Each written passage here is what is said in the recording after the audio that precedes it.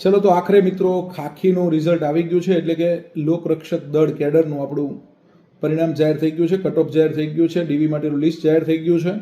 અને એમાં જે મિત્રોનો નંબર આવી ગયો છે, સમજો કે ભાઈ તમે જનરલ કેટેગરીમાં હોય, એમાં ફિમેલનું તો દરેક જગ્યાએ 100 ની નીચે છે.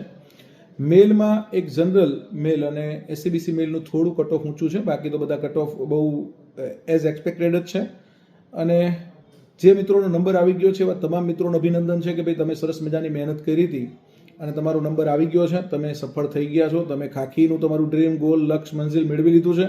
એટલે એમને બધાને અભિનંદન કે તમારું જે સ્વપ્ન હતું અત્યાર સુધીનું ખાખી માટેનું એ પૂરું થયું છે. અને જે મિત્રોનો નંબર નથી આવ્યો, સપોઝ થોડા માર્ક્સ માટે રહી ગયા છે, કોઈ 1 માર્ક્સ માટે રહી ગયું, કોઈ 2 માર્ક્સ માટે રહી ગયું છે, અને ઘણા બધા મૂંઝવણો પણ તમને આ વખતે પેપરમાં દર વખતે કોન્સ્ટેબલમાં કંઈક ને કંઈક નવું આવતું હોય છે.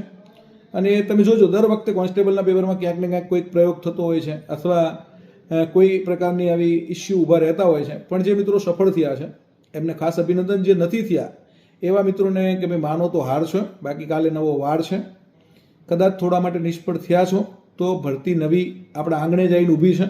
હાઈકોર્ટ સતત ટકોર કરી રહી છે પોલીસ ભરતી બોર્ડને કે ભાઈ તમે નવી જે જાહેરાતો છે ક્યારે આપવાના છો, ભરતી ક્યારે આપવાનો છો એનું કેલેન્ડર જાહેર કરો, નવી ભરતી જાહેર કરો. એટલે નવી ભરતી પણ દિવાળી આસપાસ આવી જવાની છે.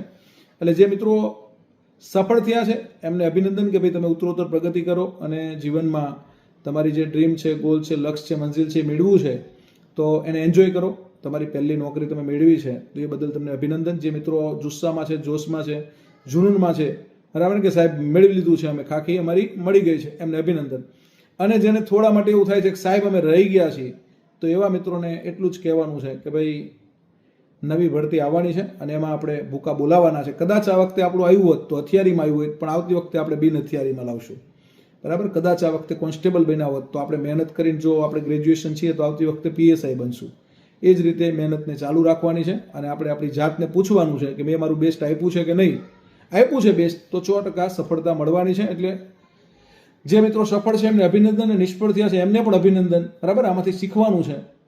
ક્યુ ડરે જિંદગી મેં ક્યાં હોગા, કુછ ન હોગા તો તજુર્બા હોગા. આપણે તજુર્બો તો થયો છે, આપણને અનુભવ થયો છે કે કેવું પૂછાય છે ને શું થાય છે. એટલે આખી પ્રોસેસમાંથી આપણે કંઈક શીખ્યા છીએ અને એ જ વસ્તુને આગળ લઈ જઈ અને આપણે સફળતા સુધી પહોંચવાનું છે. All the best, best of luck. જય હિન્દ, જય ભારત, જય જય ગરવી ગુજરાત.